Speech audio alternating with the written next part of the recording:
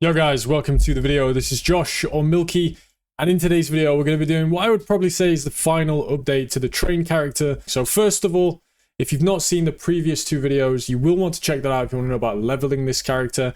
This is going to be the end game version of the build that I'm comfortable with at this point. And we're going to start by talking about what makes this build work and the reason I played it. And I played this build previously in Season 3. And the whole premise is I wanted to play Rehan, but I wanted to do something only Rehan could do. And Rehan has a built-in ability called Burst. This is a trigger skill that triggers on hit while berserk. So it has a cooldown of 0.3 seconds.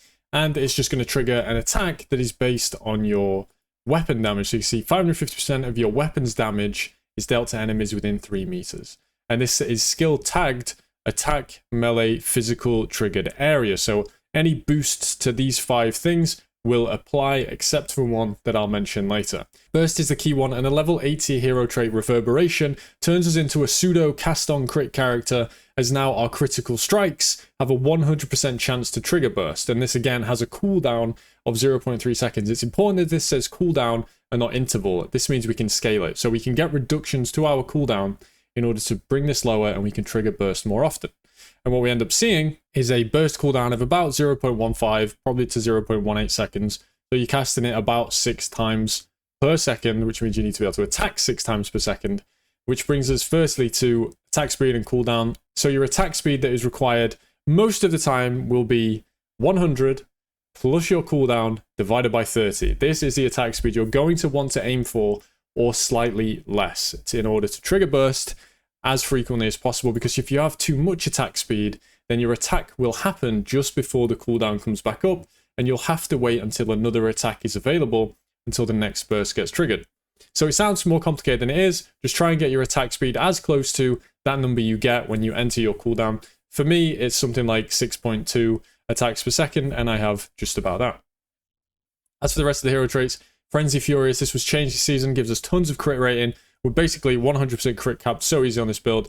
We have additional damage whenever we land a crit while we have 5 rage. So we land a crit, and then for every 5 rage we get additional damage. So that's just 20% additional damage on top of 20% additional crit. Just an amazing point. You will be using Righteous Fury early on in a combo with Recklessness. This is to fully sustain your rage, but this can be replaced as soon as you pick up a memory with Rage on crit. Again, this also scales with your cooldown, so you can permanently sustain that way. Then we have Rampaging. This is how we give our bursted support skills. Obviously, we can't really choose it. This is just given to us at level 50. We're using crit damage as it has a very high additional damage multiplier, and we only crit. And then Steamroll also has a very high additional multiplier, as well as some skill radius. And obviously, the minus attack speed doesn't matter for burst. Now, finally, Tunnel Vision. This reduces the damage by all our other skills, which doesn't matter because it increased burst damage by 120%. Obviously, this is doing all the damage for us, so more than double damage on our burst. Absolutely, I'll take it.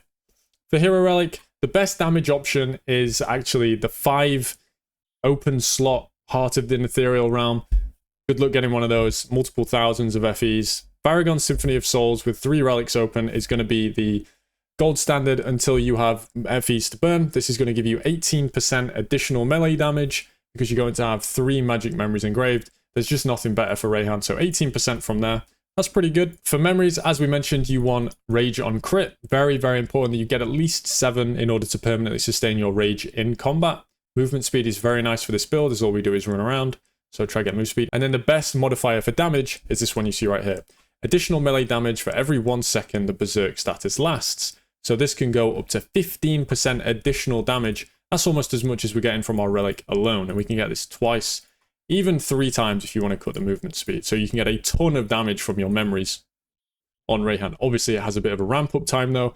The higher the tier of this takes 10 seconds to ramp to full. And this one takes 15. As for skills, Savage Charge is the skill that we're going to be using to proc the burst. It's just nice to run around with. You'll see here, we can just zoom around. And we can actually blink and it won't interrupt. Also, if you go into your settings and scroll down to battle, you cannot see it under my camera, but there it is. I'll drag it up. And you click this auto guide button. You'll see what this does. So this is me clicking Savage Charge. You see how it starts and stops. If I take this, I click battle, and I re-enable this, you'll see now, I click, it toggles it. This is an absolute wrist saver. It makes the build feel a million times better to play instead of holding it down all the time. It seems small, but honestly, try it out. Absolutely insane. And then we're using just more utility-based things. So Hardened gives us damage reduction. Guard gives us a barrier. Attack Focus gives us more crit. Crit gives us more crit. Mark marks the enemy, and we deal additional crit damage to them. So don't pay attention to what this mark's doing here in terms of, you know, giving you additional damage. It doesn't matter. Plus 30% additional damage to marked enemies for the skill. Doesn't matter. We're looking for this marked tag. Target is locked, and they take 40% additional critical damage. Huge. Residues. This on rhythm, it actually means it just auto casts. If you pay attention to my Resurrection Warcry there, you can see it's going on cooldown. This is because rhythm is casting it automatically. So we have this linked to multiple things. So we're essentially a 0-button build. This is on our Frost Shield. This is on our Bull's Rage. The only thing you have to do is click once and then blink around. So very, very low, buttons need to be pressed. If any, you could honestly just drop blink for another defensive skill linked to rhythm, and then all you're doing is charging around, and your job is simply to aim your character. For auras, we are going with Fearless, Thunder Spirit, Acuteness Imbue, and Precise Swiftness. This is for the extra cooldown recovery, which scales our burst cooldown. Now, something a lot of people mess up is they over-level this. You only have, enough mana to seal this at a certain level. It'll be different depending on whether you've got sealed mana from anything else. But do pay attention to this. If you feel like you can't fit in all of the auras, one of two things has happened. Either you have over-leveled your swiftness, or you have bought cost conversion instead of seal conversion. This may sound silly, but this happens a lot. I get quizzed on this. My auras don't fit, and they've got costed conversion instead of seal conversion. This isn't to call anyone out. Just more to say, if your auras aren't working, check those two things before panicking. if they're not working after those two things, panic and come and ask me. Okay, and then we've got Precise Curse on hit with Vulnerability, Seal Conversion, and Abysmal Hatred, so that we deal additional physical damage. And then we have a Cast When Channeling setup here with a defensive skill that transfers some of the damage we take to our Spirit Mages. Very nice. And then some armor to finish it off. Also very nice. Now, candles. We're going to get into those in a bit. First, we'll go over the gear. Obviously, this is quite expensive. This is the endgame version of the build. Fool's Crown is a huge increase to damage. Burst obviously scales with our weapon damage 550%. So adding damage to our main hand weapon obviously is going to increase our damage substantially. If you don't have this, using a helmet that I've showed in previous guides with life, armor, resistances, and cooldown reduction, absolutely fine. Fool's Crown is something you can grab. For the body armor, heavyware, you deal more damage and enemies deal less. And you have erosion res, life, gear armor. Beautiful. But I don't know what more you could want from a chest than that. Vortex Heart. Focus Strike is a fantastic thing to have. There's no other amulet that's going to give you 40% more damage compared to a Vortex Heart. Eternity is fantastic for mapping. If you can pick up an Eternity, it's going to make mapping in those really, really high tiers much easier. Obviously, work towards that. Work towards your Fool's Crown. In terms of which one I'd purchase first, there's no right answer. Fool's Crown is going to give you more single target damage. It's going to look better on the dummy. Eternity is going to improve your map clear, which, in terms of the game itself, is going to make it feel better. So you really need to ask yourself that question, and then obviously look at the prices. If one is substantially less than the other, then just get that one first and get back to saving up for the other. That's all I can say for that, really. The gloves, erosion res, life, fizz, double damage is a luxury stat if you can get it. Cold resistance. I needed the cold resistance, but yeah, any resistances you need, life, fizz to attacks, and the final mod is optional. The belt is very important, getting cooldown recovery speed. Obviously, cooldown very important for the build. Cooldown basically acts as our attack speed because it increases the amount of times we can use our damage within a given second. So cooldown very important. Life, resistance, and this mod right here, minus additional damage taken at low mana. This is just a damage reduction. So we take 9% less damage, basically, because we're always on low mana. Boots.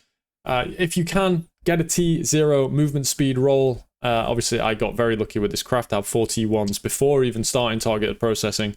But if you can't do that, then try and get, life, cooldown, reses that you need, and then a big tier of movement speed. The life you can get on boots is crazy. These boots alone, let's see. So my life is 5.7k, and without the boots, 4.5. So you get a lot of life from boots. So if you can juice them up and get up to 5.7k, certainly do so. Rings, life, res, standard rings, Reddit res, all the rings, life and res. It is what it is. And then the weapon, big one. The number that we care about is not strictly this number, because this number is scaled by our attack speed. The weapon damage is based on the average of these two numbers. So you'll see mine is roughly, what, 775, about in that range. That's the damage that we care about. The attack speed is kind of irrelevant as long as you're attacking fast enough to actually proc your burst as often. I actually have a little bit too much attack speed, as you can see. I should work on that. But yeah, you want to get as much DPS on this weapon as possible with Explode. Explode is really nice. Before you get this Explode, it is quite expensive. You can use the Praise for Injury gloves. Those will give you Explode. They'll be on the builder that I have linked in the description to one of the mid-game setups. But the end game weapon, you really want to have Explode and as much gear physical damage as possible. To craft this, start with Explode. Roll it until you hit the flat physical damage with Paralysis. Upgrade them to T1.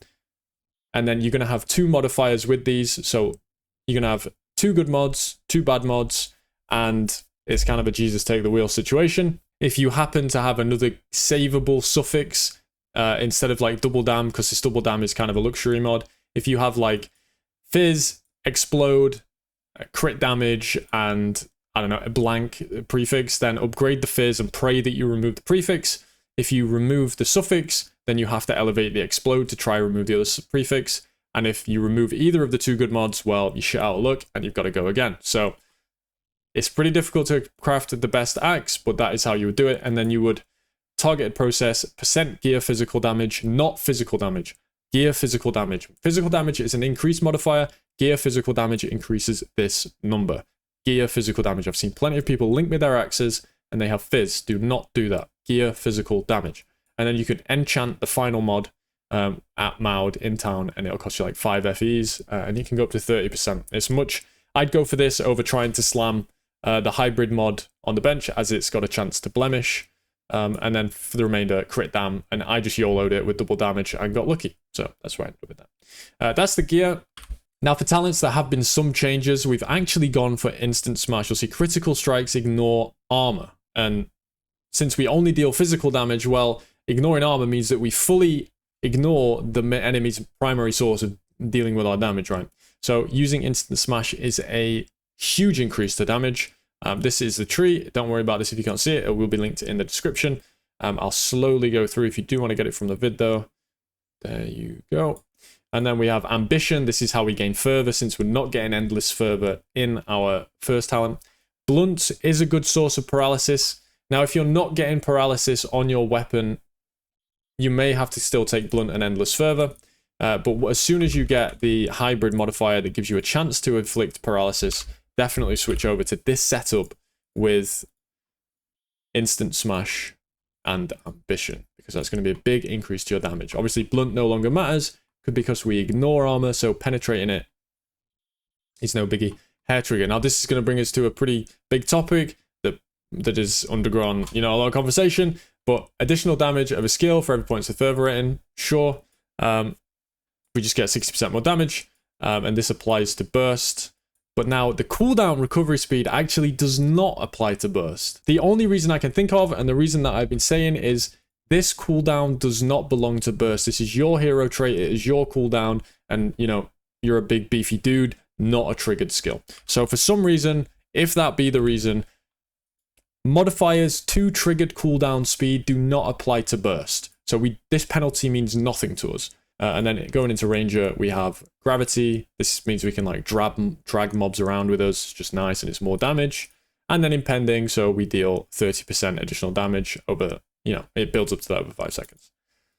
And this is the tree for Ranger. We'll go through it real quick. Obviously, very importantly, getting Culling Strike at the end. And then we have things like this, which is additional damage taken by enemies in proximity, which is a nice segue into the slates, as this is a great modifier to find on your slates.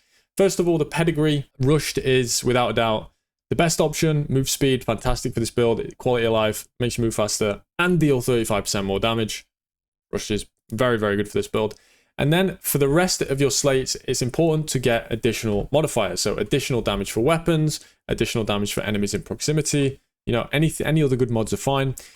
But the important thing here, in this season, they made a change where the mods of the exact same mods do not stack. So you can see I've got 6% additional damage to life, and 6% additional damage to life. These are both multipliers, but together they are additive. So this is 12% additional damage to life, not 1.06 times 1.06, if you follow. So try get a varied amount of additional damage modifiers. This could be additional damage to cursed enemies, additional damage to life, additional damage with weapons, taken by proximity.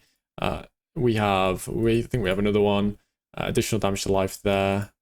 Yeah, you get the picture. Different ones. As many different ones as you can get is going to be the most. And outside of that, just any amount of fizz, life, move speed, crit damage, all going to be really good. And you can move on to like a corner setup later on. One important one that I think you should always get is this ability to gain a tenacity blessing and agility blessing and focus blessing on defeat, because you can also get cooldown on these slates. So a blue slate, it's not normally going to be the best for you, but 9% CDR and the ability to get blessings is just really nice quality of life for the build. So as painful as it is to give up 4 slots for this, I think it's well worth it. That's the slates.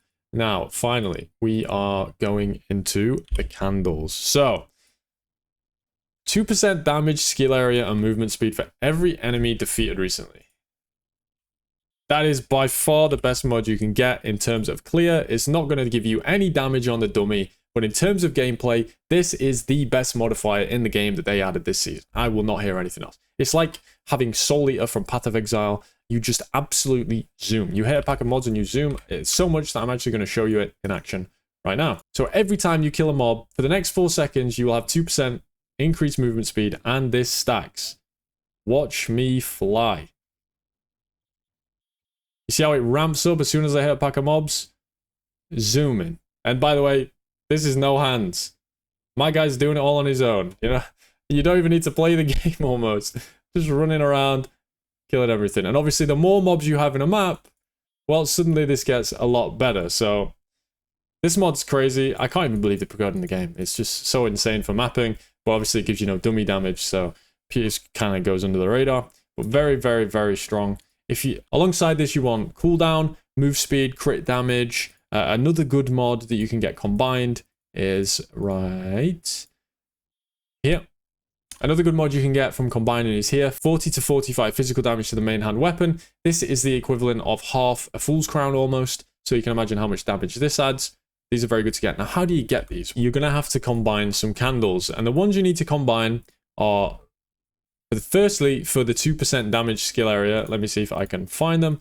Here we go. We've got a skill radius there and a skill radius here. So you would need 2 tier 1 skill radius candles. And if you click this blue button here, it'll actually show you the potential results. So we have, there's about 390 waiting. 100 of this will go towards this 2% mod. So we have a 1 in 4 essentially of hitting this mod when we combine 2 candles with exactly tier 1 skill radius. Let's see if we get it for the video. Here we go. We got the other one. But you can see upgraded to T0, we got the different modifier. This is actually a pretty good mod, so not too sad about it. Now the next one to combine for that would be the critical strike damage if you've killed an enemy recently modifier. Let me see if I can find one. I did have one, I'm pretty sure. This one. Critical strike damage if you have defeated an enemy recently. Unfortunately, I don't have another one, so I can't show you the in-game thing. But this is the mod you want. So either skill radius or critical strike damage if you have defeated an enemy recently will give you the modifier that grants 2% damage, skill area, and movement speed if you've killed an enemy recently. That's the first one. Now, for damage, for this one right here, you want to combine either physical damage, which I don't have, I'm afraid, or the armor damage mitigation penetration, which I do have, and I can actually show you. So here we go. We have armor damage mitigation penetration times 2. You can click the blue button and see the results. The potential results are 2 to fizz level or the main hand weapon physical damage that I showed you. So here we go. Fuse it together. Pray that we save the cooldown. This would be a really good candle if I get this. We didn't get it, but the cooldown survived. So maybe we can try again in the future. But you see what I mean. So that's what you want to fuse to get those. And then the final modifier is, of course, 20% cooldown. It's just so good for this build. It's how we burst over and over again. So that just about rounds it up for where I'm kind of at with the build right now. There are still some slight adjustments I might think about making, but I am moving on to another build now. That'll be a Seething Rehan character that is along a similar line of 0 buttons, and I'll keep you guys posted with how that goes. But if you've enjoyed this video, if you've been following along with the Rehan and you have any questions, please feel free, come to my stream, ask me, join my Discord, ask there. I'm always wanting to help you guys, and there's people in the community that have played the build and will help you also. So thank you very much for watching. I hope this wasn't too long. It's a bit longer than I would normally make, but I felt like there was a lot to talk about. I'll see you next time.